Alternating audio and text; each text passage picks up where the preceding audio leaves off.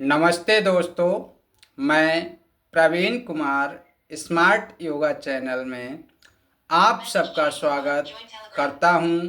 आज हमारा विषय है कि योग साधना में किन किन साधकों को शीघ्र सिद्धि प्राप्त होती है। तो दोस्तों, वीडियो अच्छा लगे तो लाइक शेयर सब्सक्राइब करें। योग साधना में शीघ्र सिद्धि प्राप्ति किन किन साधकों को होती है, देख लेते हैं। आइए समझते हैं। नंबर 1, ब्रह्मचारी। नंबर 2, मिताहारी। नंबर 3, त्यागी।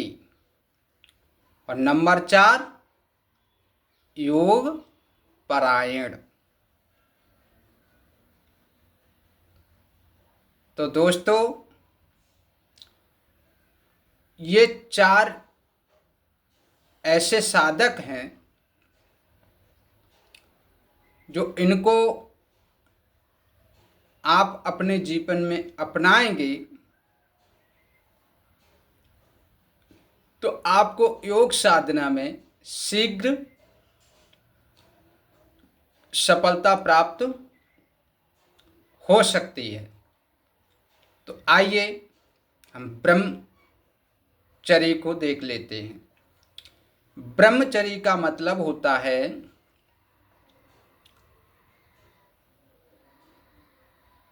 कि ब्रह्म में विचरण करना।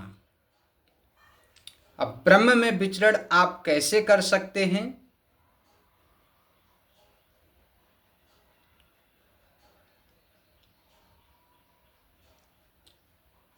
कि आप जो हमारे धार्मिक ग्रंथ हैं, उन धार्मिक ग्रंथों का आप स्वाध्याय करें। और स्वाध्याय करके और जो मोक्ष प्राप्ति के लिए उपाय दिए हैं, उन उपायों को मन में धारण करके और ब्रह्मचर्य का पालन करते हुए आगे बढ़ेंगे। अब ब्रह्मचर्य का लौकिक जगत के अनुसार ब्रह्मचर्य का मतलब है कि जो हमारी 7 धातु होती हैं, 7 धातुओं में एक वीर्य धातु है, उसका संरक्षण करना वह भी ब्रह्मचर्य है। तो कहने का तात्पर्य है कि हमें अपने वीर का संरक्षण करना है, मोक्ष ग्रंथों का अध्ययन करना है और ब्रह्मचारी का पालन करते हुए जब मुझे योग साधना करेंगे तो उसमें हमें शीघ्र सफलता प्राप्त हो सकती है। नंबर 2, मिताहारी। यानी मिताहारी तो मिता को आहार को समझ लेते हैं, यानी स्निग्ध हो, मधुर हो, मन के अनुकूल हो और 1/4 हठ प्रदीपिका में स्वामी स्वात्माराम जी बता रहे हैं, और ईश्वर को अर्पित करके जो भोजन हम आहार करते हैं उसको कैसा आहार बताया? मिताहारी। और जब इस प्रकार का और हठ प्रदीपिका में ही स्वामी स्वात्माराम जी बताते हैं कि अगर योग साधक 1 वर्ष तक मिताहारी आहार को ग्रहण करके योग साधना करे तो उसे सिद्धियां प्राप्त होती हैं और योग साधना में शीघ्र ही सफलता प्राप्त हो सकती है। तो इसलिए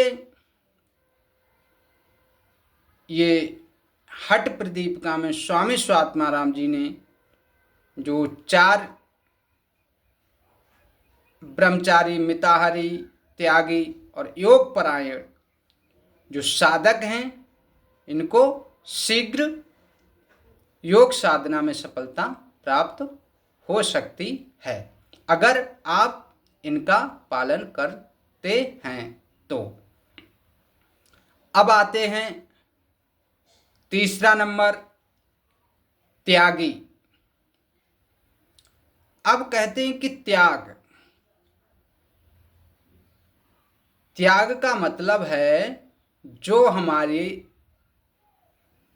बुरे आचरण हैं, बुरे विचार हैं, बुरे कर्म हैं, इनको त्याग दो और अपने मन को योग साधना में लगाओ। और जब इस प्रकार से जब योग साधना आप करेंगे और योग के लिए आप त्याग करते हैं, जैसे अब मान लो सर्दी, गर्मी, मान अपमान, जय पराजय, ये सब द्वंद्व हैं। इन सभी द्वंद्वों को त्याग कर योग साधना जब आप करेंगे तो उसमें आपको सफलता प्राप्त होगी। तो इन्हीं चीजों को त्यागने के लिए स्वामी स्वात्माराम जी बता रहे हैं। और हमारे धार्मिक ग्रंथों में तो बहुत अच्छी चीजें हैं जिनका आप अनुसरण करेंगे तो त्यागी का मतलब ये नहीं है कि अपने कार्य को त्याग दें या अपने परिवार को त्याग दें, ऐसा कुछ नहीं। इसमें कहा है कि जब आप योग साधना करेंगे तो कुछ चीजों का त्याग करना पड़ेगा। जैसे जो हमारे साधक और बाधक तत्वों में भी बताया है कि जो साधक तत्व हैं योग साधना में जो सहायक हैं उनको अपनाइए और जो बाधक तत्व हैं उनको छोड़ दीजिए। तो इसी प्रकार से योग साधक को योग साधना जब करे तो त्याग करना पड़ता है और जब वो त्याग करके योग साधना आगे करेगा तो उसको सफलता प्राप्त होगी योग साधना में। तो स्वामी स्वात्माराम जी ने हठ प्रदीपिका में ये त्यागी जो साधक है उसको भी योग साधना में सफलता प्राप्त शीघ्र हो सकती है। अब चौथा है योग परायण, यानी जो व्यक्ति या जो साधक जो सिर्फ योग के परायण है। और जब योग के परायण कोई रहता है तो उसे उसमें सफलता होना स्वाभाविक चीज है।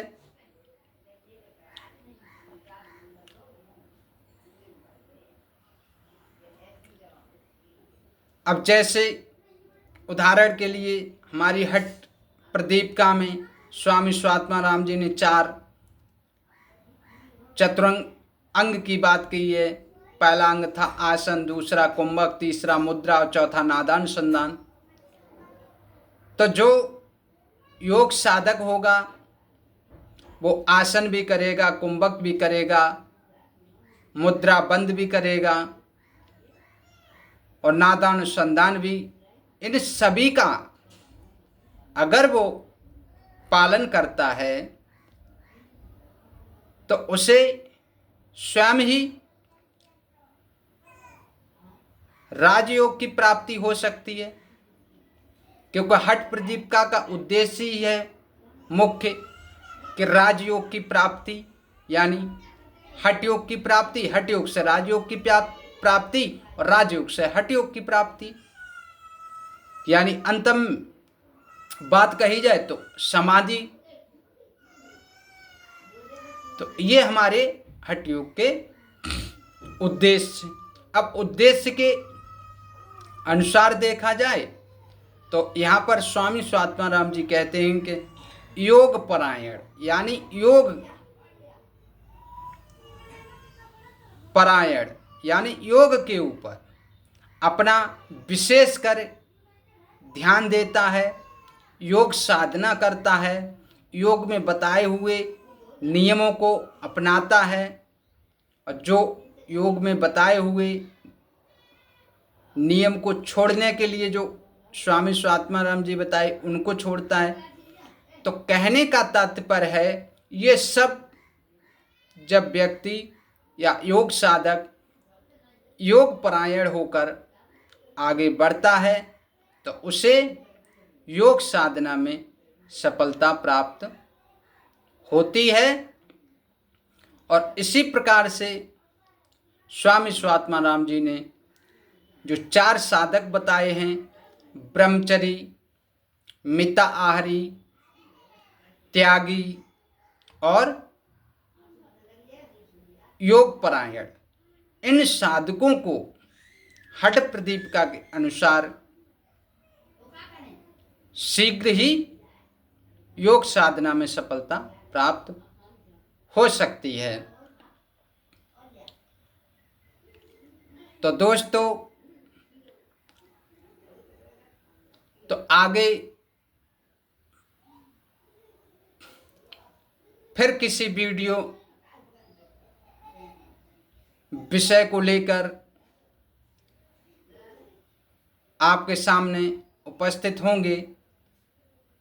तब तक के लिए इतना ही।